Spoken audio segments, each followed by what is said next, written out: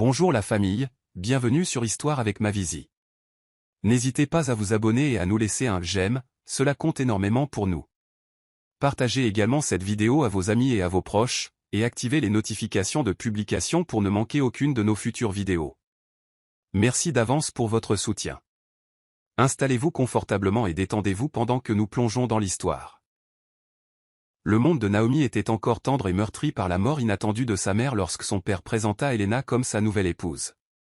Ce mariage, survenant à peine quelques mois après les funérailles de sa mère, laissa Naomi chancelante dans un vortex de chagrin et d'incrédulité. Helena entra dans leur vie comme une tempête, prompte à établir sa domination sur le foyer. Sa présence était imposante, ses décisions fermes, et son sourire n'atteignait que rarement ses yeux, donnant à Naomi un sentiment de malaise chaque fois que leurs chemins se croisaient dans les halls résonnants de leur maison autrefois joyeuse. Les interactions d'Helena avec Naomi étaient cordiales mais froides, dépourvues de la chaleur qu'elle accordait librement à ses propres enfants, Victor et Anna, qui regardaient Naomi avec un mépris à peine voilé. La vraie nature d'Helena commença à se révéler par vagues subtiles mais indéniables. Les règles de la maison changèrent rapidement, ce qui était autrefois un sanctuaire devint un régime rigide sous le regard scrutateur d'Helena. Les plats préférés de Naomi disparurent du menu, remplacés par des repas qu'elle détestait, un signal clair qu'il y avait une nouvelle autorité avec laquelle il fallait composer. Son père, peut-être dans son propre tourbillon de chagrin et son désir de compagnie, semblait inconscient des courants changeants, riant un peu trop fort aux blagues sèches d'Helena et acquiesçant un peu trop rapidement à ses suggestions rigoureuses. Naomi ressentit un pincement de perte chaque nuit en montant les escaliers vers sa chambre, le rire distant de son père lui rappelant le fossé grandissant entre eux. À mesure que les jours se transformèrent en semaines, les tentatives de Naomi de créer des liens avec Helena ou même d'engager une conversation significative avec son père s'amenuisèrent. Elle se retrouvait souvent à fixer la porte fermée de leur bureau à domicile, où Helena et son père passaient des heures à discuter d'affaires dont elle n'était plus au courant.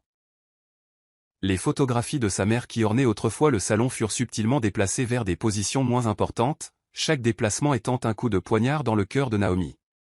Dans le calme de sa chambre, entourée de l'odeur persistante du parfum de sa mère, Naomi s'accrochait aux souvenirs des jours meilleurs, craignant l'ombre grandissante qu'Helena jetait sur sa vie. L'indifférence d'Helena envers Naomi se transforma bientôt en un mépris palpable, comme si la simple vue d'elle était une tache sur le portrait parfait de sa nouvelle famille. Les petits déjeuners étaient des affaires silencieuses, Helena bavardant avec animation avec Victor et Anna sur leur journée à venir, tandis que la présence de Naomi était reconnue par un simple hochement de tête ou un coup d'œil fugace. La différence de traitement était flagrante et cruelle. Les enfants d'Helena étaient comblés de nouveaux vêtements, de gadgets et de louanges, leur rire résonnant dans les halls, un rappel constant de l'isolement de Naomi. Leurs besoins et désirs étaient satisfaits avec une attention méticuleuse, tandis que les requêtes de Naomi pour les nécessités les plus simples, comme de nouveaux livres scolaires ou une brosse à cheveux, étaient accueillies par des soupirs dédaigneux ou des promesses oubliées. La chambre de Naomi, autrefois un sanctuaire rempli de l'amour et de la chaleur de sa mère, devint un coin sombre et solitaire de la maison. La peinture vive sur les murs semblait ternir, et l'air semblait plus épais. Son lit, où elle s'était autrefois allongée avec sa mère, lisant des histoires et partageant des rêves, semblait maintenant trop grand et trop vide. Le contraste entre sa vie d'avant et d'après Helena était comme deux mondes différents, et Naomi, piégée dans le second, luttait pour trouver ses marques. Ses amis commencèrent à s'éloigner, sentant le changement dans sa vie, leurs invitations devenant moins fréquentes à mesure que ses excuses s'accumulaient. Le monde de Naomi, autrefois rempli de couleurs et de rires, s'était assombri, la laissant aux prises avec un chagrin trop lourd pour ses jeunes épaules. À l'école, la nature brillante et curieuse de Naomi commença à s'estomper, ses notes chutèrent, et les regards inquiets de ses professeurs restèrent ignorés. Elle rentrait chaque jour à la maison dans l'ordre froid et méticuleux qu'Helena avait imposé, où chaque rire semblait forcé et chaque geste scruté. La table du dîner devint un champ de bataille de regards subtils et de mots tacites, Naomi étant souvent excusée tôt, la laissant errer dans les couloirs vides de sa maison. Dans son cœur, où la chaleur résidait autrefois, une froide graine de ressentiment commença à germer. Chaque nuit, alors qu'elle était couchée, Naomi aspirait à l'étreinte de sa défunte mère, son âme souffrant de l'amour et de l'acceptation qui lui avaient été si cruellement arrachés par le destin et la froide indifférence d'Helena. Le régime d'Helena au foyer se solidifiait de jour en jour, ses tentacules manipulatrices tissant la trame même de l'existence de Naomi. Il ne fallut pas longtemps avant que le rôle de Naomi au sein de sa propre maison ne passe de celui de fille à quelque chose s'apparentant à une domestique logée. Les ordres d'Helena étaient tranchants et ses attentes élevées, Naomi se retrouva à se lever plus tôt chaque matin pour commencer la lessive, préparer le petit déjeuner et tout mettre en ordre avant l'inspection minutieuse d'Helena. Les corvées étaient incessantes, et les mains de Naomi, autrefois habituées à tenir des livres et des crayons, portaient maintenant le poids des produits de nettoyage agressif et de l'eau brûlante de l'évier de la cuisine. L'école devint un lointain souvenir, Helena fabriquant une excuse fragile concernant des contraintes financières, affirmant qu'il n'était plus possible de se permettre l'éducation de Naomi. Ce mensonge flagrant ferma les portes des opportunités pour Naomi, la laissant piéger entre les murs étroits de sa maison. Cependant, son esprit, bien que malmené, vacillait avec défi. À la faveur de l'obscurité, lorsque la maison était silencieuse et que les yeux vigilants d'Helena se fermaient dans le sommeil, Naomi allumait une petite bougie dans le secret de sa chambre et se plongeait dans les livres que Madame Clara, sa voisine âgée, lui avait secrètement prêtés. Chaque page tournée était une protestation silencieuse, chaque mot absorbait une étincelle vers l'avenir dont elle osait rêver. Les nuits de Naomi devinrent son sanctuaire d'apprentissage, la lumière de la bougie son phare d'espoir alors qu'elle s'accrochait à ses rêves avec une ténacité née du désespoir. La disparité entre la vie de Naomi et celle des enfants d'Helena, qui poursuivaient leur éducation sans interruption, la rongeait de jour en jour. Les plaintes désinvoltes de Victor et Anna concernant les devoirs et les professeurs étaient un rappel brutal de ce qui était refusé à Naomi. Pourtant, elle résolut d'apprendre dans l'ombre, son cœur gonflé d'une promesse silencieuse à elle-même et à la mémoire de sa mère, peu importait le poids des chaînes, elle ne laisserait pas la cruauté d'Helena définir son destin. La relation de Naomi avec son père, autrefois source de joie et de sécurité, se détériora à mesure que l'influence d'Helena sur lui se renforçait. Les yeux de son père, qui pétillaient autrefois de gentillesse et d'amour lorsqu'il la regardait, évitaient désormais souvent les siens, obscurcis par une culpabilité indéfinissable qu'il semblait incapable d'affronter. Naomi essaya à plusieurs reprises de combler le fossé grandissant entre eux, cherchant des moments pour lui rappeler le lien qu'ils partageaient autrefois. Elle tenta de l'engager pendant les rares moments où ils étaient seuls, racontant sa journée ou demandant des nouvelles de la sienne, mais ses mots semblaient se dissiper comme du brouillard, ne laissant aucune impression sur lui. Helena, manipulatrice avisée comme toujours, remarqua les tentatives de Naomi et resserra son emprise, s'assurant qu'elle était toujours aux côtés de son mari, orientant ses perceptions et ses réponses. Naomi regarda, le cœur brisé, son père acquiescer au récit d'Helena, acceptant sa version des événements sans poser de questions. Cet abandon par son père aggrava la solitude de Naomi, rendant les vastes pièces de leur maison de plus en plus semblables à une prison. Chaque nuit, alors qu'elle entendait les bruits étouffés de leur rire provenant de la salle à manger où elle n'était plus la bienvenue, Naomi sentait un morceau de son enfance s'éloigner davantage. Les rares fois où Naomi essaya d'exprimer son malheur ou son désir du passé, la réponse de son père fut un mélange complexe de malaise et de dédain. Helena fait de son mieux, tu dois lui donner une chance. Disait-il, répétant les mots d'Helena, sa voix dénuée de la chaleur qu'elle avait autrefois. Naomi réalisa que son père, peut-être inconsciemment, avait choisi la voie plus facile de la conformité plutôt que la voie tumultueuse de la défense de sa fille. La prise de conscience qu'elle était seule dans sa lutte fut une pilule amère à avaler, la forçant à renforcer sa résolution de survivre au régime d'Helena, ne comptant que sur la force qu'elle avait héritée de sa mère. Au milieu de son tumulte, Naomi trouva une alliée inattendue en Madame Clara, la voisine âgée qui connaissait sa famille depuis que Naomi était bébé. Madame Clara avait vu Naomi grandir et avait également observé les changements récents dans la dynamique du foyer.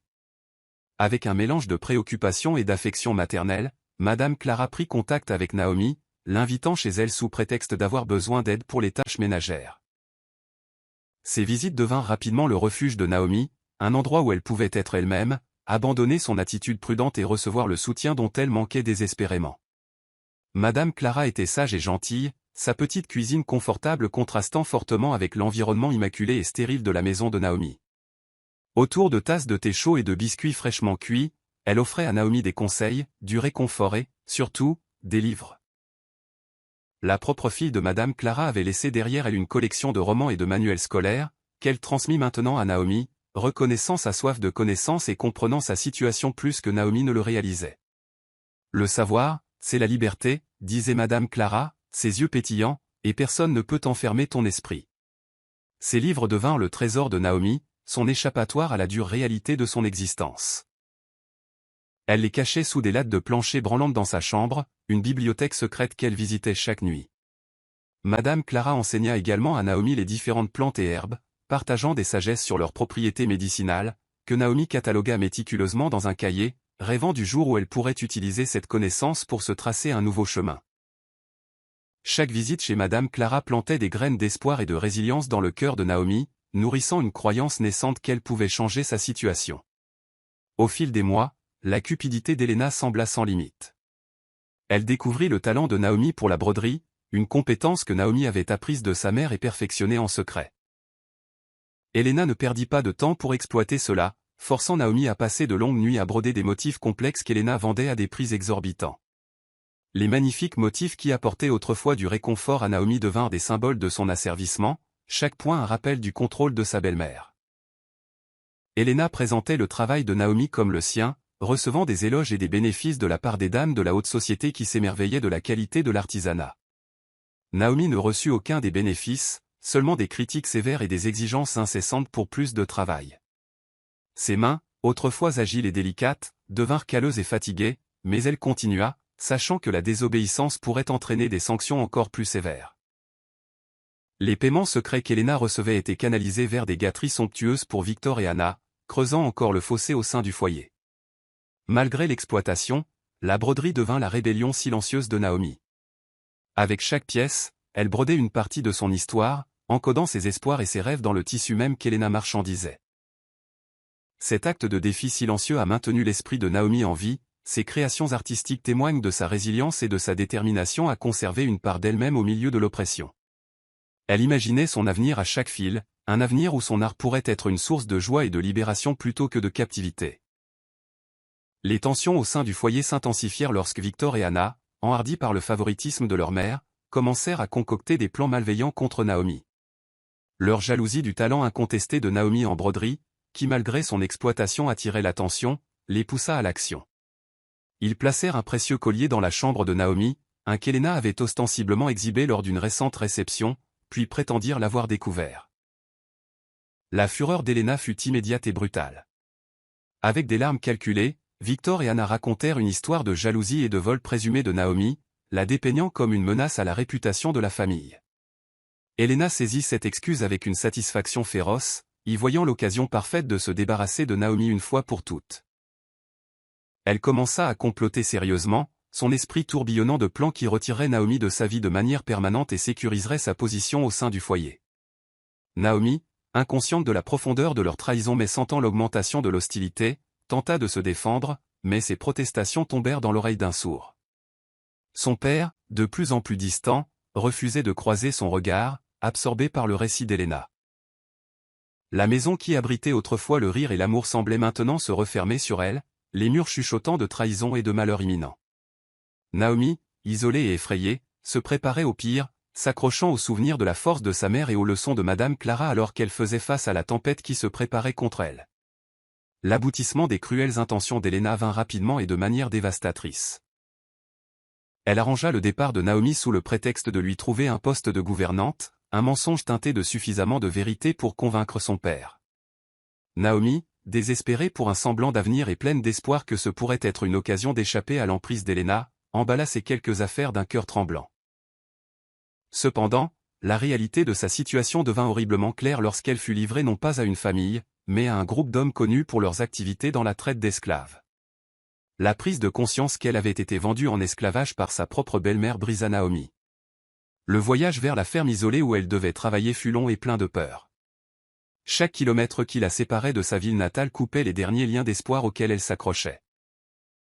Arrivée à sa sombre nouvelle réalité, Naomi fut dépouillée de ses affaires, de son identité et de sa liberté, forcée de travailler dans les conditions les plus dures, ses journées étaient longues et remplies de labeur épuisant. Malgré le désespoir qui menaçait de la noyer, la détermination de Naomi ne céda pas. Elle se souvint des histoires qu'elle avait lues, des promesses silencieuses qu'elle s'était faites, et de la force que sa mère lui avait insufflée. Ses souvenirs et ses vœux devinrent l'armure qu'elle portait chaque jour, protégeant son esprit de la cruauté de ses geôliers. Naomi jura de survivre, de revenir un jour et d'affronter la femme qui l'avait trahi si profondément. Mais d'abord, elle devait endurer, et l'endurance signifiait mobiliser toute la résilience qu'elle pouvait rassembler. Dans les profondeurs de sa servitude, Naomi se retrouva plus seule que jamais. Éloignée de la familiarité de sa ville natale et des quelques alliés qu'elle avait, elle fut plongée dans un environnement où la confiance était un luxe qu'elle ne pouvait se permettre. Les conditions difficiles de son travail laissaient peu de place à la camaraderie, car tous ceux qui l'entouraient luttaient pour survivre à la cruauté de leur geôlier. Les journées de Naomi devinrent un flou d'épuisement et de douleur, chaque nuit une mise à l'épreuve de sa volonté de continuer. Cependant, même en ces temps les plus sombres, l'esprit de Naomi resta un sanctuaire d'espoir. Elle se rappela chaque leçon de Madame Clara, chaque histoire qu'elle avait lue sur le triomphe sur l'adversité, et elle s'accrocha à la croyance que ce n'était pas la fin de son histoire. Elle observa tout autour d'elle, apprenant les routines et les faiblesses de l'endroit, complotant son évasion avec chaque petit détail qu'elle recueillait. Naomi savait que son corps était piégé, mais son esprit restait libre, une arme qu'elle affûtait avec des pensées de vengeance et de liberté. À mesure que les jours se transformaient en semaines, la force physique de Naomi diminua mais sa résolution mentale se durcit. Elle commença à se connecter avec d'autres, murmurant des mots d'encouragement et partageant ses plans à voix basse à la faveur de l'obscurité. Dans les visages de ses compagnons esclaves, elle vit les reflets de sa propre peur et de sa détermination, et un lien se forma dans la reconnaissance mutuelle de leur sort commun. Naomi devint une leader silencieuse, un phare de force pour ceux qui n'en avaient plus, sa résolution étant une promesse tacite de conduire non seulement elle-même mais aussi d'autres à la liberté. La vie de Naomi en tant qu'esclave était marquée par la dure réalité de son existence quotidienne. Ses mains, autrefois délicates et agiles, étaient maintenant rêches et marquées par le labeur incessant. Le travail était déshumanisant, les surveillants impitoyables. Pourtant, l'esprit de Naomi, alimenté par l'injustice de sa situation, refusa d'être brisé. Elle puisa dans les souvenirs de la chaleur de sa mère et la force qu'elle avait acquise de ses longues nuits de lecture et d'apprentissage en secret. Ces souvenirs étaient son sanctuaire, son rappel qu'elle n'était pas définie par ses conditions actuelles. La nuit était la plus dure, lorsque l'épuisement physique de la journée s'estompait et que la douleur émotionnelle montait en flèche. Ce fut pendant ces heures sombres que Naomi s'autorisa à ressentir tout le poids de son chagrin et de sa colère. Pourtant, ce fut aussi la nuit que sa résolution se solidifia. À la faveur de l'obscurité, elle planifia méticuleusement son évasion, comprenant que son corps ne pouvait supporter qu'une certaine quantité avant de lâcher. Naomi savait qu'elle devait agir rapidement si elle voulait avoir une chance de survie. Puisant dans la résilience qu'elle avait cultivée au cours d'années de difficultés, Naomi devint une source d'espoir pour ses compagnons esclaves. Elle partagea ses plans discrètement, son leadership donnant aux autres le courage de croire en un avenir au-delà de leur brutale réalité. Ensemble, ils commencèrent à voir Naomi non seulement comme une compagne de souffrance, mais comme un phare de lumière dans l'obscurité écrasante. Sa détermination à s'échapper et à emmener autant de personnes que possible avec elle grandissait de jour en jour, chaque plan étant soigneusement conçu pour éviter d'être détecté. Les souvenirs de Naomi de l'amour de sa mère, les enseignements de Madame Clara et les rêves auxquels elle s'était accrochée pendant ces moments les plus sombres devinrent les piliers de sa force. Alors qu'elle affrontait chaque jour, elle le faisait avec un courage tranquille, son cœur alimenté par le désir ardent de retrouver sa liberté et d'affronter ceux qui lui avaient fait du tort. L'obscurité de sa vie actuelle était profonde, mais l'esprit de Naomi, illuminé par son passé et ses espoirs pour l'avenir, brillait plus fort. Elle était prête à se battre, à s'échapper et à éventuellement revenir pour affronter Helena, non pas en victime brisée, mais en survivante renforcée par ses épreuves. Alors que Naomi luttait contre les dures réalités de sa vie d'esclave, elle trouva une alliée inattendue en Myriam, une compagne de travail dont l'esprit semblait intact malgré leurs sombres circonstances. Myriam était à la ferme depuis plusieurs années et avait appris non seulement à survivre mais aussi à garder une petite partie d'elle-même à l'abri du désespoir qui engloutissait beaucoup d'autres. Elle remarqua la résilience de Naomi et l'approcha avec un mélange de prudence et d'espoir, reconnaissant une âme sœur lorsqu'elle en voyait une. Myriam enseigna à Naomi comment naviguer dans la hiérarchie sociale complexe entre les esclaves et les surveillants, partageant des stratégies pour éviter les punitions et obtenir de petites faveurs. Leurs conversations chuchotées pendant leurs rares moments de repos devinrent les nouvelles leçons de Naomi, chaque conseil étant une bouée de sauvetage lancée dans une mer déchaînée. Myriam partagea également ses maigres rations avec Naomi, sachant que la force physique était essentielle pour que leur corps et leurs esprits supportent l'épreuve.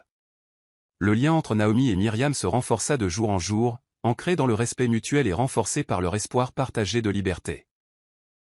Les récits de Myriam sur les tentatives d'évasion, réussies ou échouées, dressaient un tableau sombre de leur réalité mais traçaient aussi les chemins possibles vers la libération. Pour Naomi, Myriam devint plus qu'une alliée, elle devint l'incarnation de l'endurance de l'esprit humain, une preuve vivante que même dans les moments les plus sombres, l'espoir peut fleurir. L'adaptation de Naomi à son environnement, guidée par la sagesse de Myriam, fut marquée par sa résilience croissante. Elle apprit à économiser son énergie, à être observatrice et à anticiper les demandes des surveillants avant qu'elles ne soient exprimées. Cela l'aida non seulement à éviter leur colère, mais lui permit également d'obtenir leur respect à contre-cœur, ce qui aboutissait parfois à des tâches moins éreintantes. Ces nuits, autrefois consumées par le désespoir, abritaient maintenant des séances de planification silencieuses pour son évasion. Sa détermination se renforça avec le labeur de chaque jour, la planification de chaque nuit. Naomi commença à voir la ferme non seulement comme une prison mais comme un puzzle, chaque pièce détenant des clés potentielles de sa liberté. Elle prit note des horaires de livraison, des équipes de garde et de la configuration du terrain. Son esprit, affûté par des années de lecture et d'apprentissage, travailla sans relâche pour élaborer un plan qui pourrait réussir. Les qualités de leader de Naomi, affinées dans les conditions difficiles, commencèrent à briller. D'autres esclaves commencèrent à se tourner vers elle pour être guidés, et elle assuma ce rôle avec un sens solennel de responsabilité. Elle organisa de petites réunions secrètes avec quelques personnes de confiance, jetant les bases d'un plan d'évasion qui pourrait potentiellement libérer non seulement elle, mais aussi plusieurs autres. Sa capacité à inspirer l'espoir chez les autres, à transformer le désespoir en action, devint son outil le plus puissant. Un jour, un marchand vint à la ferme pour faire du commerce et remarqua l'exquise broderie sur certains articles que Naomi avait créés pendant son rare temps libre. Reconnaissant son talent, il y vit une opportunité pour tous deux. Il proposa un arrangement secret selon lequel Naomi créerait des pièces spéciales pour lui, qu'il vendrait à prix élevés sur les marchés de la ville. En échange, Naomi recevrait une petite part des bénéfices, de l'argent qu'elle pourrait utiliser pour financer son évasion. Naomi saisit cette opportunité à deux mains, ses nuits étant désormais remplies de la double tâche de planifier sa liberté et de broder des pièces qui renfermaient l'essence de ses rêves tissés dans leurs motifs. Le marchand tint parole, et lentement, Naomi commença à amasser une petite réserve de pièces de monnaie, soigneusement cachées et férocement gardées. Ce travail secret donna à Naomi un nouveau sens et un moyen tangible d'arriver à ses fins. Cela renforça également sa croyance en ses propres capacités, en la possibilité que ses compétences puissent effectivement être son salut. Le marchand, impressionné par la qualité et la beauté de son travail, devint une alliée involontaire dans sa quête de liberté, lui offrant une connexion au monde extérieur et les moyens de finalement s'en échapper. Ses plans méticuleusement établis et ses fonds secrètement garantis, Naomi choisit une nuit sans lune pour passer à l'action. Myriam, toujours une alliée fidèle, joua un rôle crucial, créant une diversion qui détourna l'attention du surveillant des quartiers des femmes. Naomi, ainsi que 3 autres esclaves qu'elle avait juré d'emmener avec elle, s'éclipsèrent à la faveur de l'obscurité, leur cœur battant la chamade d'un mélange de peur et d'exaltation. L'évasion fut périlleuse, le chemin hors de la ferme était traître et inconnu dans l'obscurité. Mais la planification de Naomi porta ses fruits. Elles évitèrent les routes principales, utilisant le couvert naturel des bois et se déplaçant silencieusement, communiquant par des signaux de main qu'elles avaient répétés d'innombrables fois. Chaque bruissement de feuilles résonnait comme un appel au danger, mais la détermination de Naomi les propulsa en avant, son esprit fixé sur l'image de la liberté. Après des heures de navigation tendue, alors que la première lueur de l'aube commençait à toucher l'horizon, elles atteignirent enfin la périphérie d'une petite ville. Le soulagement d'être arrivées si loin était palpable parmi elles, mais Naomi savait qu'elles n'étaient pas encore en sécurité. Le véritable voyage, leur voyage vers la vraie liberté, ne faisait que commencer. Naomi et ses compagnons entrèrent dans la ville animée à l'aube, les rues s'éveillant lentement à mesure qu'elles marchaient parmi les lève-tôt. La ville était un labyrinthe d'opportunités et de dangers, un lieu où un nouveau départ était possible, mais seulement si elle naviguait prudemment. Naomi utilisa le reste de son argent pour se procurer une petite chambre où elle pourrait se regrouper et planifier leurs prochaines étapes. Trouver du travail était impératif. Naomi mit à profit la seule compétence qu'elle possédait et qui ne nécessitait ni référence ni un passé qu'elle pouvait ouvertement discuter, sa broderie. Elle commença à accepter de petits travaux de couture, de la réparation de vêtements à la création de motifs simples mais beaux pour les vendeurs locaux. Chaque point aidait à construire sa nouvelle vie, fil après fil. La ville, avec son anonymat et sa foule animée, offrit à Naomi un manteau d'invisibilité qu'elle utilisa à son avantage. Elle apprit à se fondre dans la masse, à n'être qu'un autre visage dans la foule, tout en restant alerte, observant toujours les signes que son passé aurait pu la suivre. Ses interactions étaient prudentes, ses amitiés mesurées, mais lentement, elle commença à bâtir un réseau de connaissances qui valorisait ses compétences et lui offrait plus de travail. Un jour, alors qu'elle vendait sa broderie sur un marché, Naomi attira l'attention de M. Peterson, un homme d'affaires riche connu pour ses actions philanthropiques et son œil aiguisé pour l'art.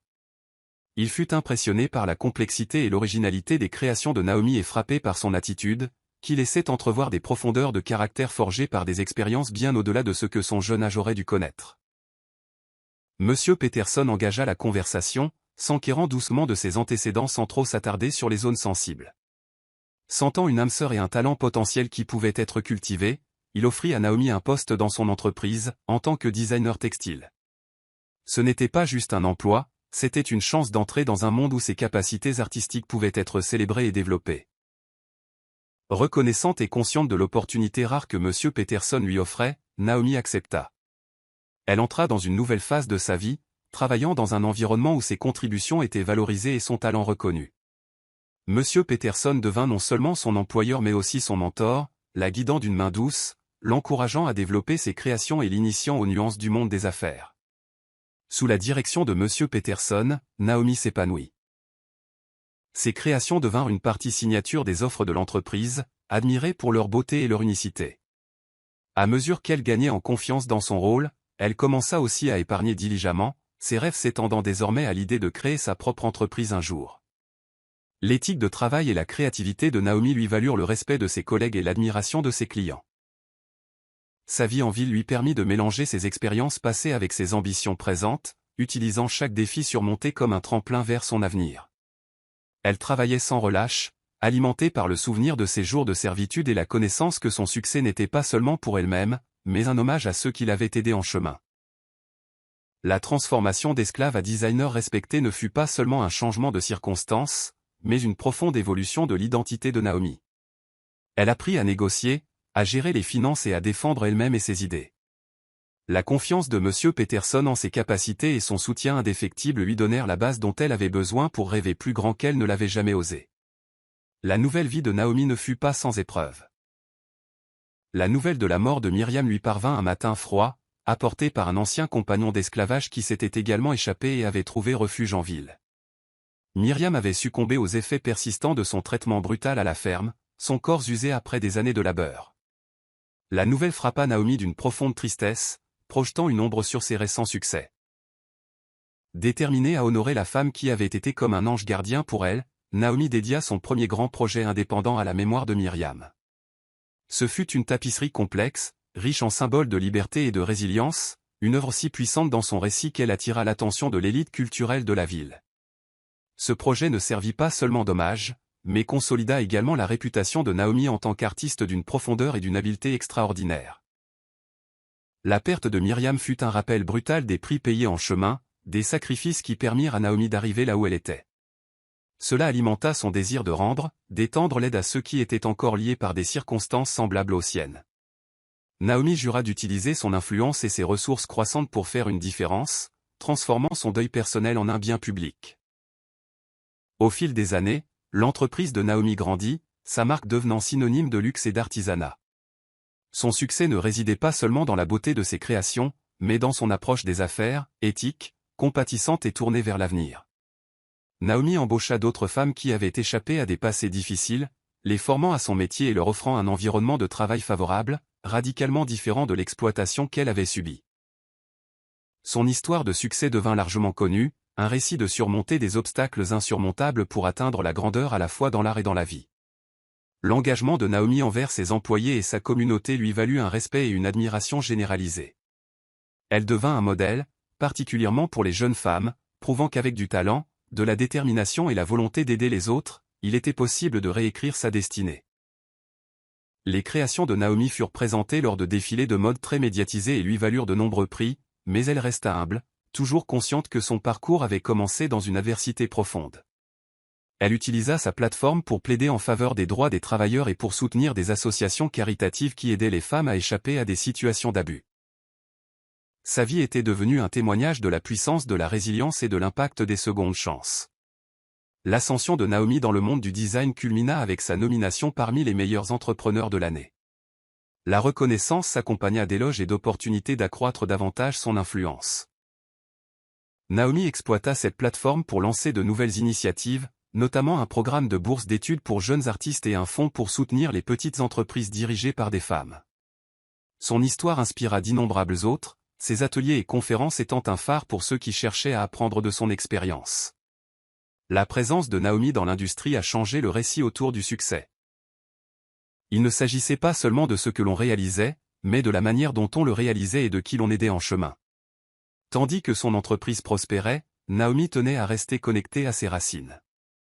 Elle visitait des écoles et des ateliers, partageant son histoire et encourageant les autres à rêver grand et à travailler dur. Sa vie, autrefois un récit de souffrance et de survie, était devenue une narration de succès, de mentorat et de leadership communautaire. L'impact de Naomi fut profond, non seulement dans la beauté qu'elle créait, mais dans les vies qu'elle touchait. Naomi, désormais entrepreneur distingué et riche, décida qu'il était temps d'affronter son passé et la ville qui avait façonné ses premières années. La gravité émotionnelle de la mort prématurée de sa mère et la tourmente subséquente aux mains de sa belle-mère, Elena, avaient laissé une marque sur son âme que le succès seul ne pouvait effacer. Le retour de Naomi n'était pas seulement un retour physique mais une étape cruciale pour reprendre le contrôle de son récit et affronter les fantômes qui la hantaient encore. Elle se forgea une nouvelle identité pour cette visite, se présentant comme consultante en développement régional, lui permettant ainsi d'observer et d'interagir sans que le poids de son identité passée n'obscurcisse les perceptions des gens. Alors qu'elle marchait dans les rues familières, chaque point de repère semblait faire écho aux souvenirs de sa jeunesse. La vieille boulangerie où elle avait passé de nombreux après-midi à regarder avec nostalgie des sucreries qu'elle ne pouvait jamais se permettre, le chemin rocailleux menant à son école où elle avait marché avec un mélange d'appréhension et de détermination, le parc pittoresque où elle avait autrefois joué insouciante avant que les complexités de sa vie familiale ne lui enlèvent son innocence. Chaque site était un témoignage de ses épreuves et de ses triomphes, une mosaïque de douleur et de persévérance. Naomi absorbait ces lieux, le cœur lourd de nostalgie et fortifié par ses réalisations, qui lui offraient désormais un regard d'autonomisation plutôt que de victimisation. Ce retour était plus qu'une visite, c'était un pèlerinage aux racines de sa souffrance et de son succès. Naomi avait besoin de relier les morceaux de son enfance à la réalité de ses réalisations d'adulte pour comprendre pleinement et apprécier la profondeur de sa propre résilience. Observant son ancienne maison, l'épicentre de sa misère passée, maintenant délabrée et reflétant la chute de la fortune d'Elena, elle ressentit une amalgamation complexe de triomphe et de chagrin. Son passé et son présent s'entrechoquaient, et ce voyage était essentiel pour l'aider à naviguer son avenir, non plus en victime, mais en victorieuse qui avait transcendé ses origines. Elena, autrefois la formidable matriarche de la maison d'enfance de Naomi, avait connu une chute spectaculaire. L'opulence et le contrôle qu'elle exerçait autrefois n'étaient plus que des ombres flottant dans les halls en ruine de son manoir. Sa santé s'était rapidement détériorée, exacerbée par le stress et l'isolement, résultat direct de ses comportements manipulateurs et cruels passés. À mesure que sa force physique diminuait, sa stabilité financière également, de mauvais investissements et des dépenses somptueuses ayant érodé une grande partie de la richesse qu'elle avait si impitoyablement accumulée. Les habitants de la ville, autrefois soit épris, soit effrayés par elle, regardaient maintenant Elena avec un mélange de pitié et de mépris, une paria sociale abaissée par ses propres méfaits. Les enfants d'Elena, Victor et Anna, étaient des témoignages vivants de l'échec de leur éducation. Manquant de la résilience et de l'ingéniosité que Naomi avait été forcée de développer, ils échouèrent dans le monde réel, incapables de reproduire le succès de leur mère ou de maintenir la façade d'aisance. La famille, qui avait autrefois présenté un front uni de supériorité et d'intouchabilité, était maintenant rongée par des conflits internes et un désespoir financier. Les problèmes juridiques découlant des anciennes affaires d'Elena furent les derniers clous du cercueil, privant la famille de leurs derniers vestiges de dignité et de sécurité. Naomi observa tout cela depuis sa position au sein du foyer, son identité toujours dissimulée. Être témoin de la déchéance d'Elena provoqua en elle un cocktail complexe d'émotions. Il y avait un sentiment indéniable de justice poétique à voir Elena vaincue par ses propres actions, mais Naomi reconnaissait aussi la satisfaction creuse qui l'accompagnait. La prise de conscience que son ancienne tortionnaire était maintenant une vieille femme brisée, dépendante de la gentillesse de la fille qu'elle avait maltraitée, suscita une empathie profonde et inattendue chez Naomi. Ce conflit émotionnel remit en question ses perceptions de la justice et de la vengeance, remodelant sa compréhension de la force et du pardon. Assumant le rôle de femme de chambre dans la maison d'Elena, Naomi s'immergea dans les activités quotidiennes de sa maison autrefois torturante. Ce rôle lui offrit un point de vue intime sur la vie actuelle d'Helena et permit à Naomi d'interagir avec sa belle-mère d'une manière qu'elle n'avait jamais eue auparavant. Accomplissant ses tâches avec une efficacité tranquille, Naomi regardait Helena, désormais fragile et souvent confuse, lutter avec les complexités de son monde qui rétrait. Cissait rapidement. L'ironie de la situation n'échappa pas à Naomi, elle, qui avait autrefois été à la merci de la cruauté de cette femme, était maintenant l'une de ses soignantes, l'observant dans son état le plus vulnérable. Cette position unique donna à Naomi un aperçu profond de la condition humaine, étant témoin direct de l'impact du temps et du karma sur la psyché d'une personne. Helena, qui avait autrefois été une figure d'autorité absolue et de peur dans la vie de Naomi, était maintenant réduite à une ombre d'elle-même, ses journées marquées par les médicaments et les visites chez le médecin, ses nuits remplies des fantômes de ses actions passées. Les observations quotidiennes de Naomi devinrent des leçons sur le pardon et les complexités des relations humaines, la mettant au défi de reconsidérer ses rancunes de longue date et l'énergie qu'elle consommait. Grâce à cette observation silencieuse, Naomi aperçut également des aperçus de la femme qu'Helena aurait pu être, des éclairs de charme, d'esprit et d'intelligence qui transparaissaient à travers ses traits autrement dominants de manipulation et de dureté. Ces moments, bien que fugaces, soulignèrent la tragédie du potentiel corrompu par des choix imparfaits et fournirent à Naomi une compréhension plus profonde de la nature des démons personnels et des chemins qu'ils peuvent nous faire emprunter. Malgré l'amertume de leur histoire commune, Naomi se retrouva à accorder de petits actes de gentillesse envers Helena. Elle passait souvent du temps supplémentaire à préparer les repas d'Helena, s'assurant qu'ils étaient non seulement nutritifs mais aussi plus appétissants, comprenant comment les petits plaisirs d'un plat bien cuisiné pouvaient éclairer la monotonie des journées d'Helena. Naomi se chargea également de réorganiser le calendrier des médicaments pour s'assurer qu'Helena recevait ses traitements aux moments optimaux, réduisant l'inconfort et améliorant l'efficacité. Ces actes, bien que mineurs en effort, étaient monumentaux dans leur signification émotionnelle, représentant le choix de Naomi de s'élever au-dessus de la mesquinerie de la vengeance.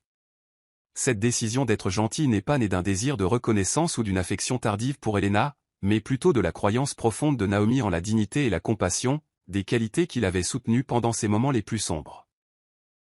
Chaque acte de gentillesse était un pas vers sa propre guérison, une façon de réaffirmer son identité non seulement en tant que survivante mais aussi en tant que personne qui transcende ses traumatismes passés pour interagir avec le monde selon ses propres termes. Helena, de son côté, resta largement inconsciente de l'identité de la nouvelle domestique, trop absorbée par sa propre santé déclinante et sa fortune déclinante. Cependant, les améliorations dans ses soins quotidiens ne passèrent pas inaperçues, et lors de ses journées plus claires, elle exprima une gratitude à contre-cœur envers Naomi, inconsciente de l'ironie profonde de ses remerciements. Ces moments, bien que complexes, furent cathartiques pour Naomi, lui permettant de traiter et de libérer la colère et la douleur résiduelle de son enfance. La maladie d'Helena s'aggrava bientôt, nécessitant plus que des soins de routine. Elle avait besoin d'une greffe de rein pour survivre. Le diagnostic fut un rappel brutal de la fragilité de la vie, même pour ceux qui semblaient autrefois invincibles. La recherche d'un donneur compatible s'avéra difficile, Victor et Anna étant incapables de donner en raison de raisons médicales et personnelles. Cette crise médicale grave souligna les conséquences de la vie isolée d'Helena.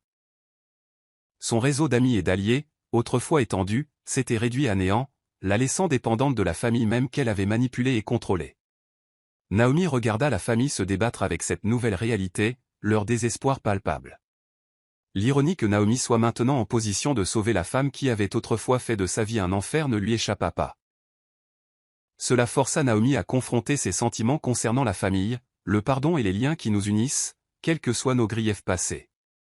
La décision d'aider Helena était complexe, lourde de dilemmes émotionnels et éthiques qui mirent à l'épreuve le caractère de Naomi et son engagement envers ses principes de gentillesse et d'humanité.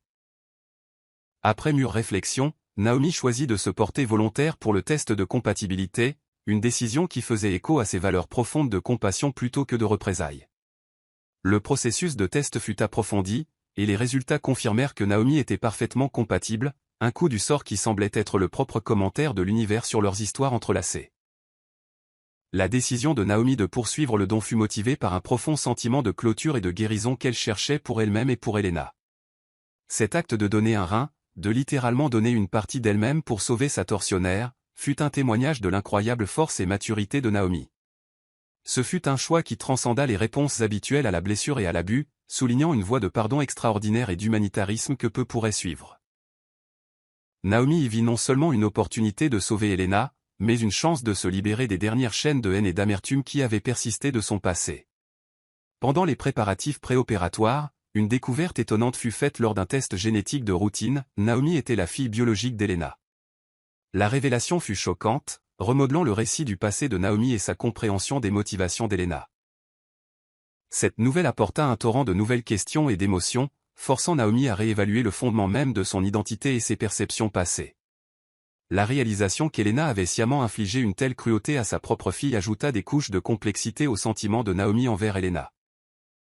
Cela l'a mis au défi de plonger plus profondément dans les domaines du pardon et de la compréhension, la poussant à considérer les circonstances et les schémas psychologiques qui auraient pu conduire Elena à des actions aussi extrêmes. Armée de la vérité, Naomi confronta Elena dans un échange poignant et chargé qui démêla des années de secrets et de mensonges. Elena, confrontée à l'indéniable vérité et à la proximité de sa mortalité, s'effondra et confessa ses actions et motivations. Elle parla de ses insécurités, de ses peurs de perdre l'affection de son mari, et de ses actes désespérés pour sécuriser sa position dans la famille, qui incluait le fait de tromper Naomi sur sa filiation et de la jeter finalement. Cette confrontation fut un moment cathartique pour les deux femmes, chargé d'intensité émotionnelle et d'honnêteté brute. Naomi écouta, le cœur lourd du poids des révélations, tandis qu'elle luttait pour réconcilier la femme devant elle avec le monstre de ses cauchemars. Le dialogue ouvrit des voies vers la compréhension et, potentiellement, la guérison, alors que les deux femmes faisaient face aux vérités qui avaient façonné leur vie. Au lendemain de leur confrontation, Naomi et Elena furent laissées à réfléchir sur les révélations profondes et leurs implications. Elena, désormais douloureusement consciente de la profondeur de ses méfaits, fut consumée par les remords et la peur de sa mort imminente sans réconciliation. Naomi, quant à elle, se retrouva dans un vortex d'émotions contradictoires, colère, tristesse, empathie et une montée inattendue d'un lien familial. Cette période de réflexion fut cruciale pour Naomi, lui permettant de traiter la myriade d'émotions et de décider comment aller de l'avant. Ce fut une période d'examen introspectif, où Naomi considéra l'impact de ses décisions non seulement sur sa propre vie mais aussi sur l'héritage qu'elle entendait laisser. Son profond engagement envers ses principes fut mis à l'épreuve, et elle en sortit avec une compréhension renouvelée de sa propre force et du pouvoir transformateur du pardon. Finalement, la décision de Naomi de procéder à la greffe de rein fut un moment décisif dans son parcours. Ce fut un acte d'incroyable générosité et de pardon, emblématique de sa profonde croissance personnelle et de son engagement envers des principes supérieurs. Le succès de la greffe ne fut pas seulement une procédure médicale, ce fut une guérison métaphorique des blessures qui avaient marqué leurs deux vies, offrant une chance de rédemption et de nouveaux commencements. L'impact de la décision de Naomi se répercuta dans la famille, apportant une nouvelle compréhension et une paix fragile. Elena, profondément affectée par le pardon de Naomi, commença à faire amende honorable, bien que tardivement. Naomi, de son côté, trouva une paix plus profonde, ayant agi conformément à ses valeurs et ayant affronté son passé avec courage et compassion. La greffe devint ainsi non seulement un don de vie pour Elena, mais un acte essentiel de libération pour Naomi, la libérant des chaînes de son passé et affirmant son chemin vers un avenir bâti sur le pardon, la résilience et l'amour inconditionnel. Après l'opération, Elena fit face à une longue et difficile convalescence, tant physique qu'émotionnelle. La gravité du don de Naomi commença à remodeler profondément sa vision du monde. Confinée à son lit, avec du temps pour réfléchir aux décennies de comportements manipulateurs et destructeurs, Elena se retrouva aux prises avec de profonds remords et le besoin de réparation. Cette période de convalescence la força à affronter la dure vérité de sa solitude et les conséquences directes de ses actions sur sa famille et sur elle-même. Tandis que Naomi lui rendait visite régulièrement, veillant à ce que les soins d'Elena soient optimaux, leurs interactions, initialement marquées par une formalité maladroite, devinrent progressivement des espaces d'échange plus significatifs. Elena utilisa ces moments pour exprimer sa gratitude et pour exprimer ses nouvelles réalisations sur le passé. Chaque conversation avec Naomi, remplie de révélations et d'aveux, devint un pas vers la rédemption émotionnelle d'Elena. Elle commença à comprendre la profondeur de la douleur qu'elle avait infligée, non seulement à Naomi mais à toute la famille, et cette compréhension apporta avec elle un sentiment accablant de culpabilité, mais aussi un désir de faire amende honorable. Ces discussions ne furent pas faciles pour Naomi. Chaque visite mettait à l'épreuve sa résolution et sa compassion, la mettant au défi de s'engager avec la femme qui avait autrefois rendu sa vie insupportable. Cependant, voir les remords sincères d'Elena et être témoin de sa lutte avec les répercussions de ses propres actions favorisa un sentiment d'empathie complexe mais croissant chez Naomi. cette période de transformation ne changea pas seulement Helena, mais consolida également le rôle de Naomi en tant que guérisseuse à part entière, capable d'accorder le pardon et de faciliter la guérison de blessures profondes et anciennes. Son chemin personnel vers le pardon étant bien engagé, Naomi ressentit un engagement renouvelé à aider les autres qui avaient fait face à des adversités similaires. Inspirée par ses propres expériences, elle fonda une organisation à but non lucratif dédiée au soutien des survivantes d'abus familiaux et de négligence. La fondation offrait des services de conseil, d'aide juridique et des programmes éducatifs conçus pour donner aux individus les moyens de reconstruire leur vie et de briser le cycle de l'abus. Naomi se jeta à corps perdu dans le travail, poussée par une passion alimentée par ses douleurs passées et son désir de prévenir des souffrances similaires chez les autres. La fondation grandit rapidement, attirant l'attention et le soutien de divers secteurs de la société, impressionnés par l'histoire de Naomi et son dévouement à une cause aussi critique. Elle devint une figure publique notable dans le domaine du changement social, ses discours et interviews inspirant d'innombrables autres. Son travail, cependant, était plus qu'une simple mission, c'était une croisade personnelle. Chaque histoire de succès de la fondation lui rappelait son propre parcours et renforçait l'importance de la compassion et de la résilience.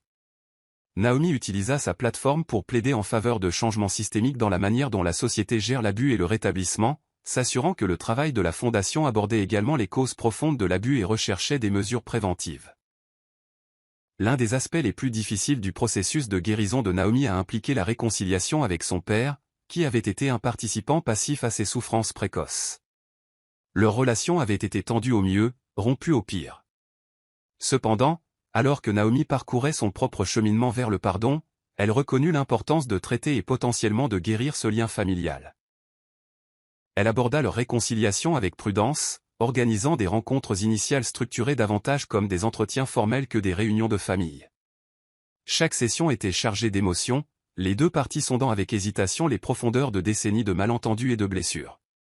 Le père de Naomi, submergé par la culpabilité et le regret, luttait pour articuler ses sentiments, souvent accablé par l'impact de ses décisions passées sur la vie de sa fille.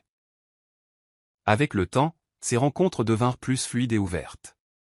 Naomi et son père partagèrent non seulement leurs griefs passés, mais aussi leurs expériences et aspirations actuelles.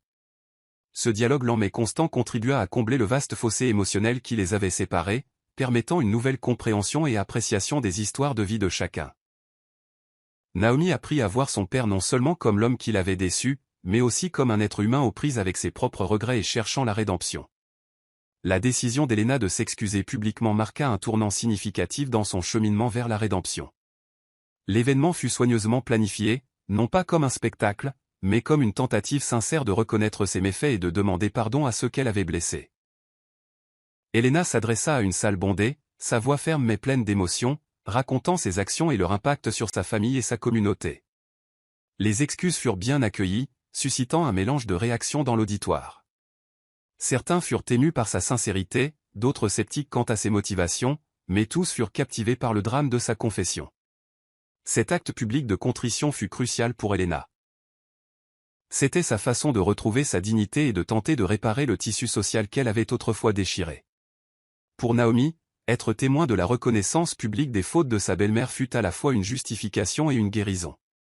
Cela renforça la complexité des relations humaines et le potentiel de changement, même chez ceux jugés les moins susceptibles de le rechercher. Les excuses d'Helena servirent également de clôture pour Naomi, fournissant une reconnaissance formelle de la douleur causée et une déclaration claire de l'intention de faire mieux. La guérison progressive de la famille de Naomi fut marquée par de petits moments quotidiens de pardon et de reconnexion. Les excuses publiques servirent de catalyseur pour des réconciliations personnelles plus profondes. Les frères et sœurs de Naomi, Victor et Anna, qui avaient leur propre parcours de rédemption, commencèrent à prendre contact, cherchant à comprendre et à être compris. Les réunions de famille, autrefois tendues et pleines de griefs silencieux, se transformèrent lentement en de véritables retrouvailles. Les rires commencèrent à remplacer les silences gênants, et les souvenirs partagés étaient racontés non avec amertume, mais avec un nouveau sentiment de camaraderie. Naomi, autrefois la victime, se tenait désormais en matriarche, guidant sa famille à travers leur guérison collective avec grâce et patience. Ces retrouvailles ne furent pas sans défi. De vieilles blessures refaisaient parfois surface, menaçant la paix fragile. Cependant, l'engagement de Naomi à favoriser une dynamique familiale saine a aidé à surmonter ces difficultés. Elle a encouragé la communication ouverte, insisté sur le respect et la compréhension, et progressivement, la famille a trouvé un nouvel équilibre, basé sur le respect mutuel et les expériences partagées du pardon. Tandis que Naomi continuait à renforcer les liens avec sa famille, elle restait prudente et attentive au passé. Elle établit des limites claires pour s'assurer que les anciennes dynamiques de manipulation et de blessure ne refaisaient pas surface. Son approche était ferme mais aimante, promouvant une culture familiale où le dialogue ouvert et le respect mutuel étaient primordiaux. Cette attention particulière porta ses fruits. Avec le temps, la famille apprit à interagir de manière plus saine, se soutenant mutuellement dans leur croissance personnelle et célébrant les succès de chacun. La transformation fut palpable, non seulement dans leurs interactions, mais aussi dans leurs vies individuelles. Victor et Anna, inspirés par l'exemple de Naomi, commencèrent à faire amende honorable pour leur comportement passé et à contribuer positivement à la communauté, chacun à sa manière. L'influence de Naomi s'étendit au-delà de sa famille immédiate. Son histoire, partagée publiquement à travers les activités de sa fondation, inspira d'autres familles à chercher guérison et réconciliation. Le parcours de sa famille devint un témoignage de la puissance du pardon et de la possibilité de renouveau, offrant de l'espoir à ceux qui croyaient que leur fracture familiale était irréparable. Autonomisée par sa nouvelle perspective et motivée par ses excuses publiques, Elena se consacra à des actes de service qui allèrent au-delà de la simple réparation. Elle s'impliqua activement dans la fondation de Naomi, partageant son histoire avec d'autres comme un récit d'avertissement et un phare d'espoir. Son implication ajouta une profondeur profonde à la mission de la fondation, illustrant le pouvoir transformateur des remords et la capacité humaine de changer. Le travail bénévole d'Elena, en particulier auprès des familles aux prises avec des problèmes de manipulation et de contrôle, fut percutant. Elle apporta une compréhension authentique de la dynamique des abus, offrant non seulement des excuses, mais aussi des conseils pratiques sur la reconnaissance et la lutte contre les comportements manipulateurs. Ses contributions furent bien accueillies, apportant crédibilité et honnêteté brute au programme de la Fondation. Ce nouveau rôle de bénévole fut également curatif pour Elena. Cela lui permit de rendre de manière significative, de se sentir utile et connectée à une communauté, quelque chose qu'elle n'avait pas vraiment expérimenté dans ses années antérieures d'isolement et de contrôle. Son engagement envers la rédemption ne portait pas seulement sur la recherche du pardon, mais sur la réalisation de contributions tangibles à la société, sur le fait de laisser un héritage qui contrecarrerait les dommages de son passé. Sous la direction de Naomi, la Fondation a gagné en ampleur et en impact, devenant une ressource clé dans la communauté pour aborder les questions d'abus et de rétablissement. Naomi a utilisé son histoire personnelle et le parcours de guérison de sa famille comme de puissants outils de plaidoyer et d'éducation. La Fondation a organisé des ateliers, des conférences et des groupes de soutien qui ont aidé les individus et les familles à naviguer dans les complexités du rétablissement après un abus. Le succès de la Fondation fut le reflet de la vision de Naomi et de son engagement inébranlable envers sa cause. Les programmes développés sous sa direction étaient innovants et adaptés aux besoins divers de la communauté, aidant de nombreuses personnes à trouver le soutien et les ressources nécessaires pour commencer leur propre cheminement vers la guérison et l'autonomisation. Le travail de Naomi avec la Fondation servit également de témoignage personnel de la puissance de transformer ces expériences douloureuses en une force pour le bien. Elle devint une figure respectée non seulement au sein de sa communauté mais aussi à plus grande échelle, car sa fondation établit un précédent sur la manière de soutenir efficacement les survivantes d'abus avec compassion et aide pratique. Alors que la fondation célébrait son 5e anniversaire, Naomi prit un moment pour réfléchir à son parcours, des profondeurs du désespoir et de l'abus à son ascension en tant que phare d'espoir et leader dans la communauté. L'événement fut rempli de discours et de témoignages de ceux qui avaient été aidés par la fondation, chaque histoire rappelant l'impact de son travail. Cette réflexion fut à la fois humble et validante pour Naomi. Elle réalisa tout le chemin parcouru, non seulement en termes de guérison personnelle, mais aussi dans sa capacité à provoquer un changement dans la vie des autres. La Fondation fut son héritage, bâti sur les principes de résilience, de pardon et de soutien inconditionnel, des valeurs auxquelles elle s'était accrochée même dans ses moments les plus sombres. Alors qu'elle écoutait les histoires de ceux qu'elle avait aidés, Naomi ressentit un lien profond avec chacun d'eux. Son passé, autrefois source d'immenses douleurs, était devenu sa plus grande force, la poussant à s'assurer que personne d'autre ne se sente aussi seule et impuissante qu'elle s'était sentie autrefois. L'histoire culmina dans une scène touchante lors d'une grande réunion de famille chez Naomi.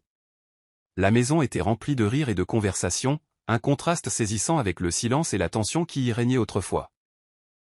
Elena, désormais une participante régulière à ces rassemblements, prit un moment pour exprimer sa gratitude à Naomi, la voix étranglée par l'émotion, alors qu'elle reconnaissait le cadeau incroyable de pardon qu'elle avait reçu. Naomi, entourée de sa famille, ressentit un profond sentiment de paix. Elle réalisa que son cheminement vers le pardon avait non seulement transformé sa vie, mais aussi la vie de ceux qui l'entouraient. Elle avait brisé le cycle de la cruauté et du désespoir et avait ouvert la voie à un avenir bâti sur la compréhension et la compassion. Tandis que la famille partageait histoire et souvenirs, l'atmosphère était celle d'une affection sincère et d'un respect nouveau. L'histoire de Naomi, un récit poignant de souffrance, de force et de rédemption, fut un témoignage puissant de la capacité humaine à surmonter même les blessures les plus profondes grâce au pouvoir guérisseur du pardon. C'est la fin de l'histoire. Qu'avez-vous appris de cette histoire? Laissez vos pensées dans la section des commentaires. Laissez un j'aime et n'oubliez pas de vous abonner et d'activer les notifications de publication afin d'être averti chaque fois que nous publions nos prochaines vidéos. Partagez également cette vidéo à quelqu'un qui pourrait être intéressé. Merci beaucoup d'avoir regardé.